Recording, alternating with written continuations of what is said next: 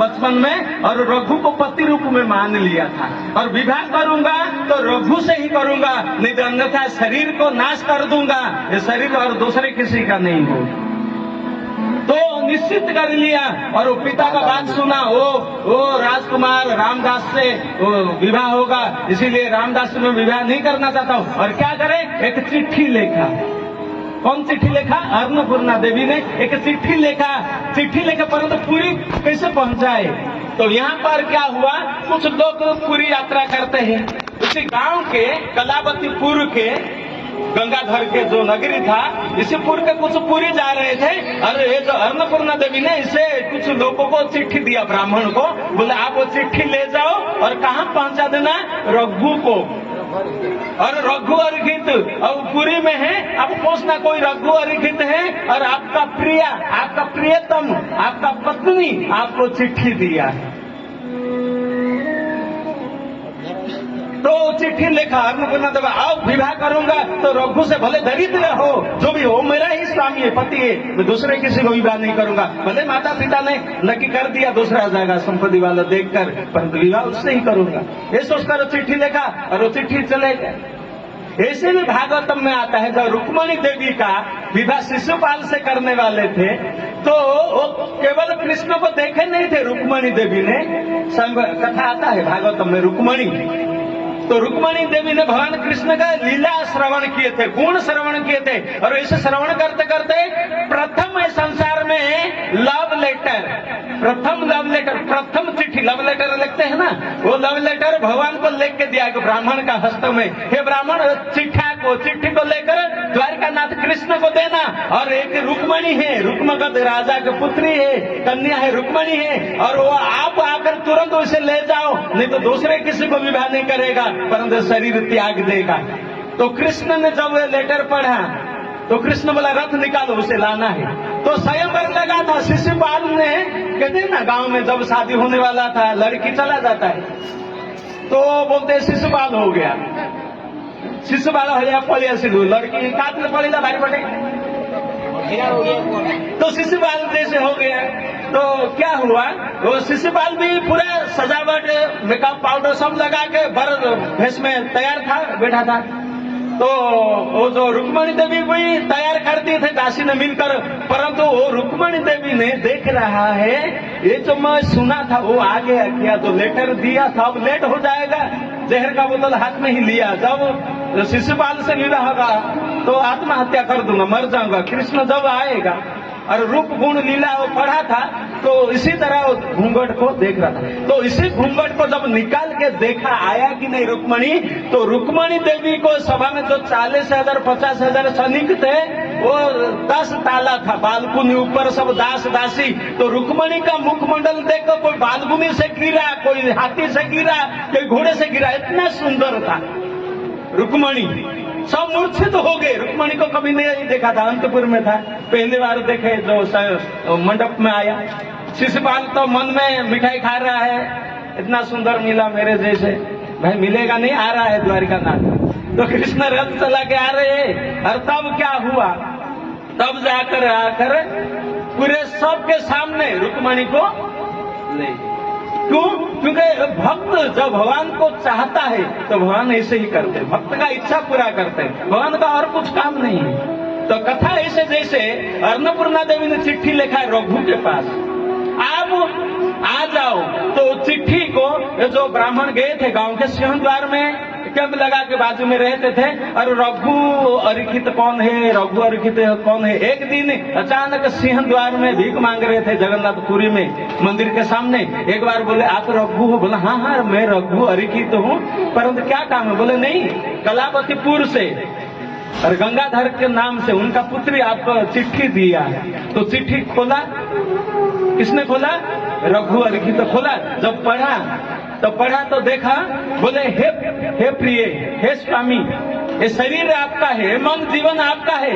अगर 1 महीना में फाल्गुन मास कृष्ण पक्ष पंचमी के दिन मेरा विवाह नक्की हुआ है, 1 महीना आज से रह गया, अगर 1 महीना भीतर आप नहीं आओगे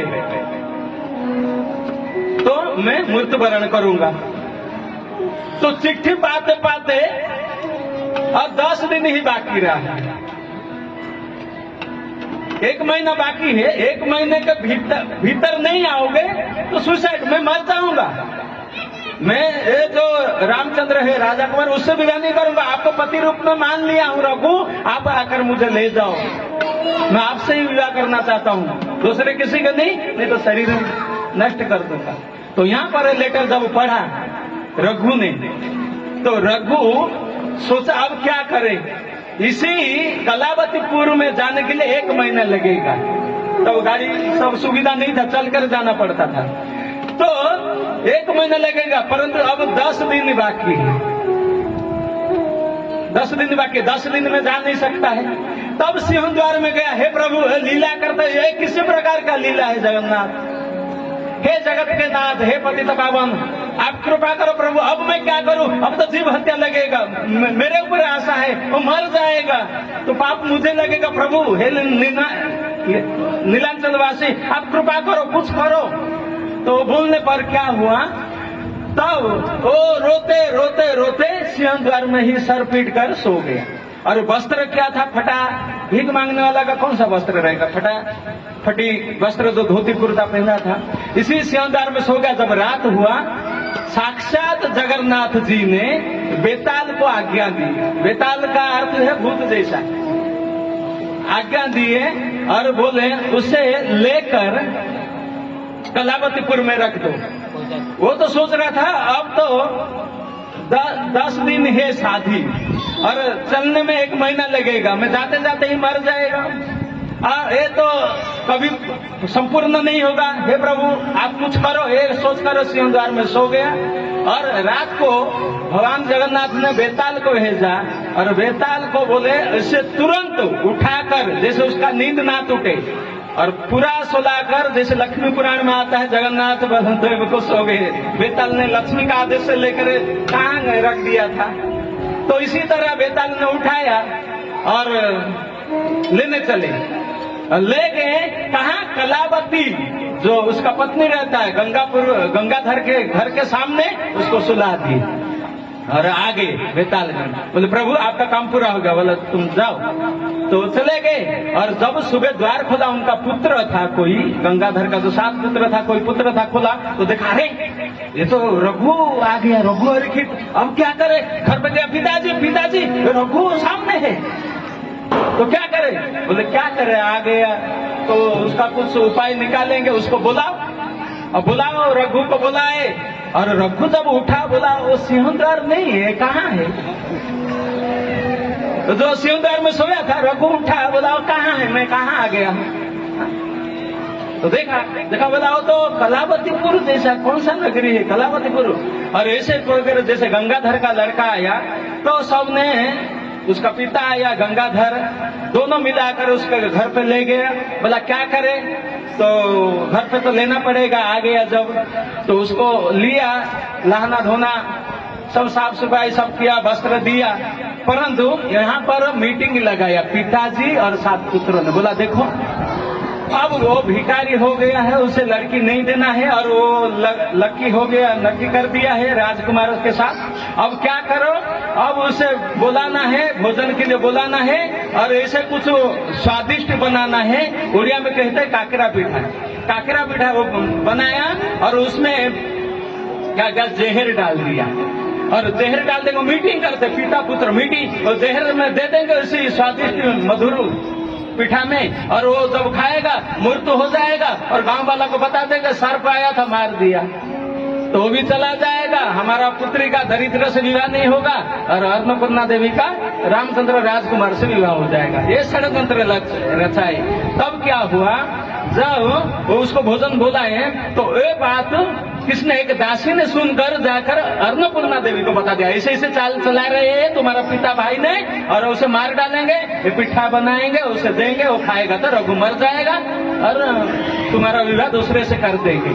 दासी बताया जब, वो क्या किया, वो बोला आप उपाय करो। दासी क्या करे, तो ये सोचकर जब पिठा बनाए तो वो उनके पिता बोले तुम ही लेकर उनको देना, पुत्री को पता नहीं होगा सोचे। तो यहाँ पर क्या क्या वो एक पिठा बनाया, उसमें लेटर लिख दिया, हे स्वामी ये स्वादिष्ट जो पिठा काकरा पिठा है वो नहीं खाना है, उसमें लिख दिया आप मत खाओ, लेकर वो चिट्ठी यहाँ पर भीतर भर दिया, जैसे जिन नड़िया कोर दौती ता बदली रे कागज कोर देदेले से मारी तो नेला परे तो प्रथमे कौन हूँ ना रघुअरिखित प्रसाद नेबा पूर्व हे जगन्नाथ स्वामी ए प्रसाद आज रघुअरिखित भाग्य अच्छी केवे काकरा बिढ़ा केवे खुद केवे जाऊ केवे कौन आज काकरा बिढ़ा प्रभु तुम्हें आपको ग्रहण कर इंद कहीकि ग्रहण देकिरी भगवान देकिरी जेतबेले पिठा को गड़ी कले खाया भी ता भीतर अचानक गोटे कागज बाहर अद्भुत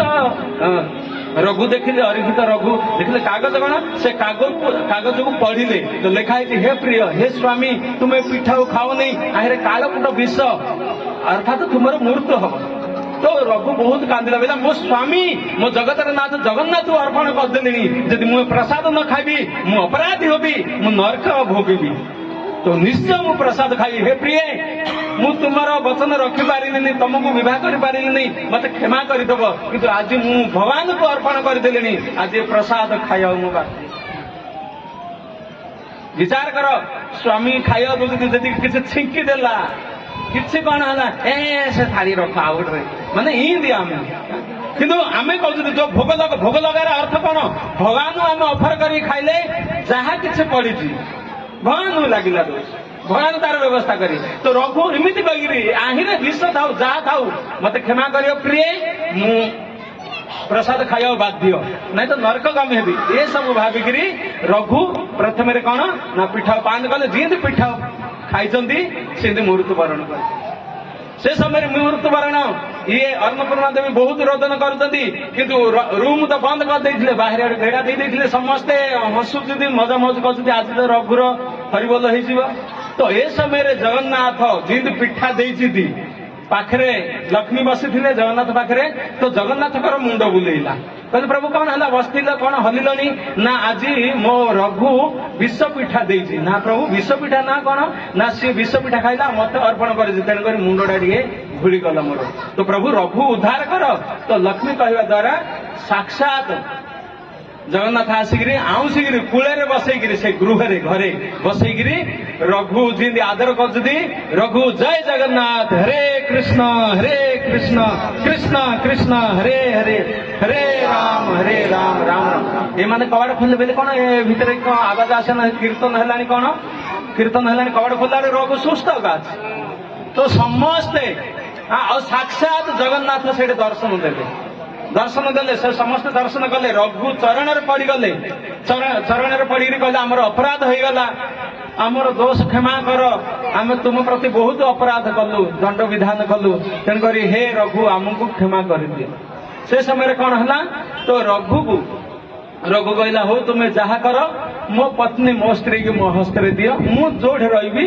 सी से रही तो अन्नपूर्णा देवी आउ रघु दुहे कोड़ी जीवे पूरी श्री क्षेत्र तो ये सांगेरे साथ में रघु और जो रघु अरिखित और जो गंगाधर के पुत्री थे वो दोनों मिलकर कहाँ चले तो चलकर जाना पड़ा तो चलकर जाना पड़ा तो जंगल में जा रहे थे रास्ते में तो यहाँ पर वो चिट्ठी आया और रामदेव का जो राजकुमार के साथ विवाह हुआ था तो बोला अब सब शादी का तैयार हो गए बोले क्या तैयार है वो तो आके ले गया रघु आके ले गया अन्नपूर्णा को बोला ऐसे कैसे हो सकता है हमारा विवाह है तो बोला क्या करो अब जो करना है आप करो गंगाधर ने कह दिया तो पुत्री के जो पिता थे तब वो राजकुमार सन्ने सजाया और चल पड़ा और जब गया तो दौड़ने लगा उसको वो दोनों पति पत्नी दौड़ने लगे और बोले पति आज तो अन्नपूर्णा देवी बोला हम तो मर जाएंगे आज तो मार डालेगा वो राजकुमार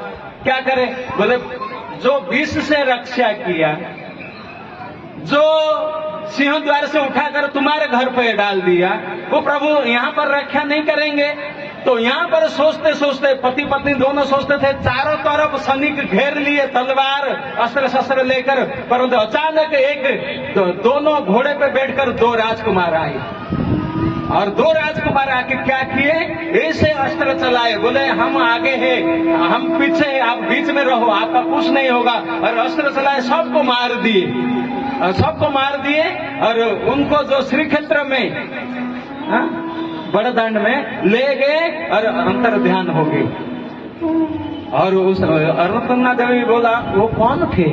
बोले और कोई नहीं थे, साक्षात जगन्नाथ बलदेव, भक्त की रक्षा करने के लिए रास्ते में भी आ गए।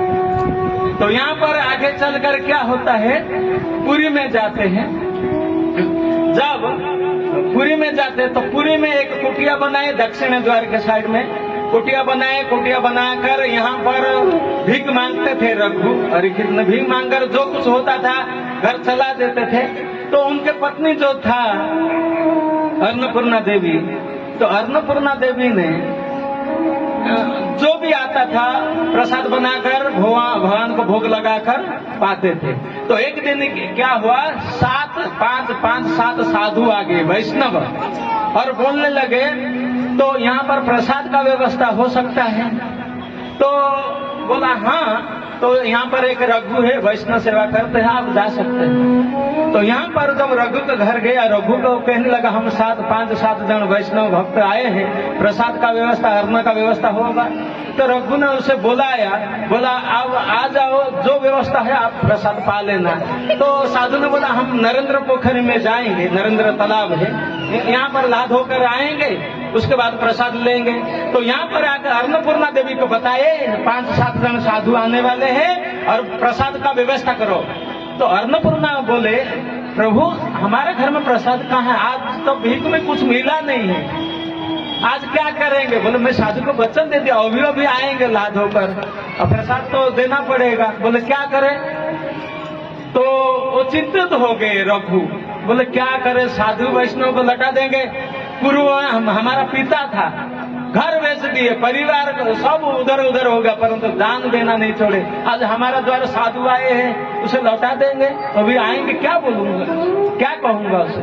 तो उसी समय वो अन्नपूर्णा देवी उसके पिता के घर कुछ अलंकार लाया था, हार ऐसे जैसे। तो बोला प्रभु आप मेरा ही अलंकार है, मेरा ही संपत्ति है, ये मेरा क्या होगा, उसे ले जाओ और बाजार में बेच दो और कुछ लाओ। तो उसी समय वो सोने वो महत्व नहीं रहता था। तो एक जो माणिक जो सोने का दुकान में गए, तो रघु बोला उनका पत्नी को, बोला आप जाओ, क्योंकि मैं अरिखित हूँ, रघु अरिखित हूँ, और इतने सारे सोने लेके जाऊंगा तो सबके मन में प्रश्न होगा दरिद्र रघु इतना सोना कहाँ से लाया। प्रिय आप ही बाजू में एक दुकान है सोने का बढ़िया का, यहाँ पर जाओ, बेचकर कुछ अर्थ लाओ, रुपया, यहाँ से हम प्रसाद बनाकर देंगे। तब जब अन्नपूर्णा देवी यहाँ पर गया तो उसका जब दिए, उसका दुष्टि जो महाजन था, धनी, जो सोनारी वाला सोना का व्यवसाय करता था, उसका दृष्टि अन्नपूर्णा के देवी ऊपर पड़ा। तो बोला वो सोने का तो कुछ नहीं होगा, रुपया आपको मिलेगा नहीं। बोला कृपा करो, घर में संत आया है, प्रसाद देना है, कृपा करो, आप नहीं देंगे तो कहाँ जाएंगे, हमारा पति वचन दिया है, प्रसाद देना पड़ेगा। तो बोला अब कुछ नहीं होगा, अब एक शर्त है, उसमें मानोगे तो हो जाएगा ना। क्या ना, आप एक रात के लिए मेरे पत्नी बनोगे, अर्थात मेरे रखोल बनोगे, मेरे बिस्तर सजाओगे, तब मैं दे सकता हूँ। तो रोते रोते कान बंद कर दिया, अब बंद करो, एक कहकर कान बंद करके आ गया कहाँ पर, रघु के, और रोने लगा। तो रघु ने कहा वो जो सोना चांदी सब वापस लाया और रो रहा है, क्या हुआ? तो रघु को सब बात बताया। बोला अरे उसके लिए चिंता है, मेरे पिता सब बेच दिए साधु सेवा करने के लिए, और ये जो साधु वैष्णव को सेवा करने के लिए, और साधु सेवा भगवान जगन्नाथ की इच्छा, वो चाहते तुम्हारा शरीर भी उनके सेवा में लग जाए। देखिए रघु एक पति कहता है पत्नी को, कहते हैं भगवान चाहते हैं साधु वैष्णव के सेवा में तुम्हारा शरीर भी लग जाए, उसके लिए चिंता मत करो, रो मत, जाओ और पैसा लाओ, उसी बढ़िया को, उसी धनी लोग को, व्यापारी को, महाजन को बोल दो तुम पैसा दे दो और शरीर आज रात को तुम्हारा हो जाएगा, जाओ प्रिय। देखिए पति भेज देता है।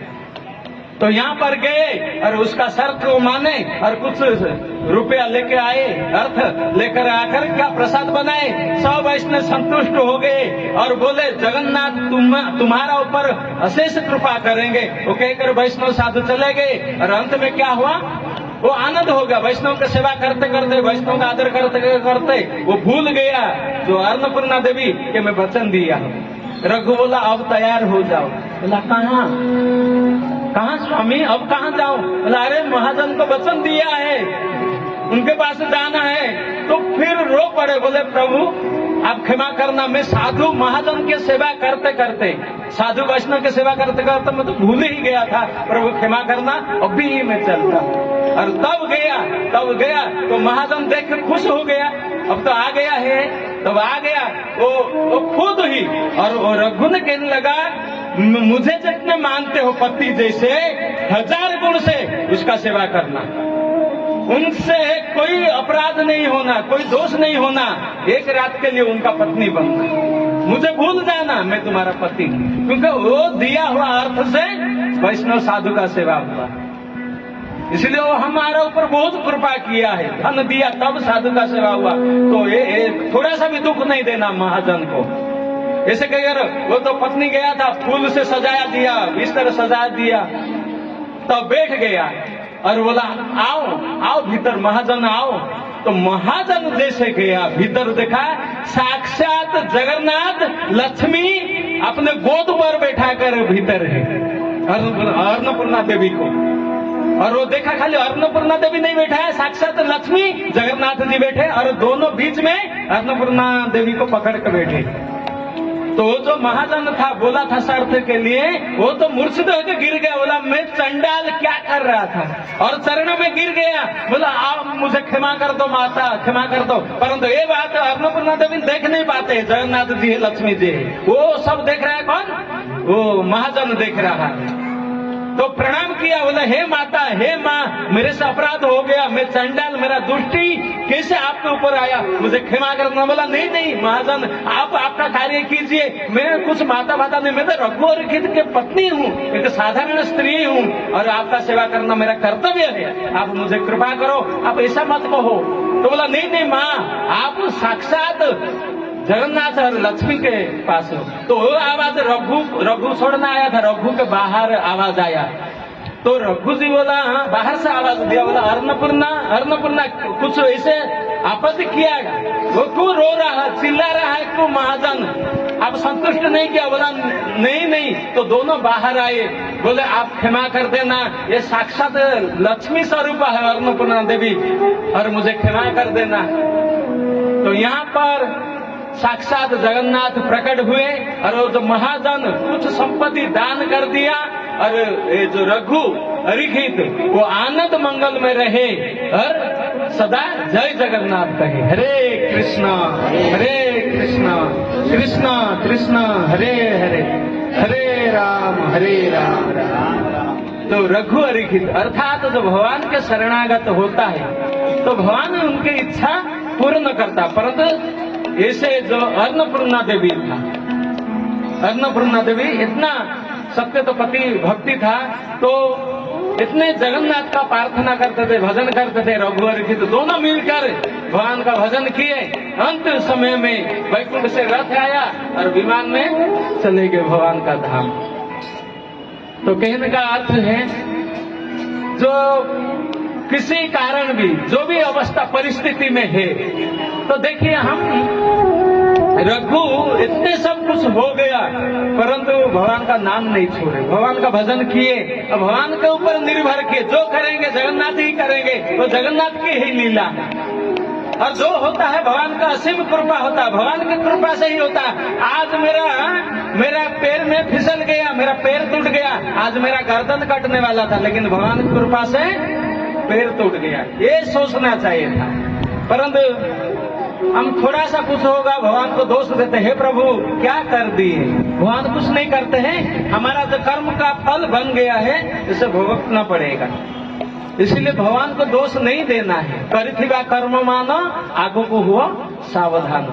जैसे करेला का पेड़ लगाओगे तो करेला ही आएगा, और खाते समय बोलोगे कितना कड़वा है, कितना पिता, 15 गछ लगे जो पिता लगे कौन हम। जदि अंगूर लगान तो अंगूर खाइल बा मिठा। तेणुक आम जो कर्म कर तार फल निश्चित रूप से आमको आसो। गोस्वामी तुलसीदास कहते काहू ना सुख दुख कर दाता, निज कृत कर्म फल सब भाता। जो कर्म कर तार फल रूप आमको भोगिया पड़े कि आम तो ता जो हिंदी है प्रभु से जो हिंदी है सी मत कहला ना किए कहनी आमर कर्म बंदी जाइए आम भोगिया पड़े। तो रघुवर गीत कहले पूर्व जन्म मु क्या विष देती मुझे विष देती तेणुक ए जन्म मत विष खाया पड़ुची हे प्रिय मत क्षमा करद मुझे खाया दौर कहीं भगवान भोग लगे तेणुक भोग लगेबार अर्थ हूँ जमी ए विष सब भगवान हरण करदे पुणी सुस्थ करदे से भाई आम भोग लगेबा उचित भगवान पाखे। ये सत्य पुरी घटना रघुवर गीत विषय। तो सुंदर भाव जो आपण माने